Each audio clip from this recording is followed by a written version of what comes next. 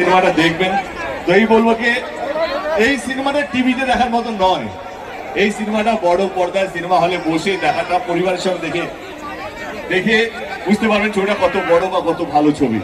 তো আপনাদের এখানে এসে একটাই কথা বলবো, এই সিনেমাটাকে কোনো ওটিটি বা কোনো টেলিভিশনের জন্য অপেক্ষা করবেন না। সিনেমা হল যে যতই দূরে হোক না কেন, যদি একটু দূরেও থাকে,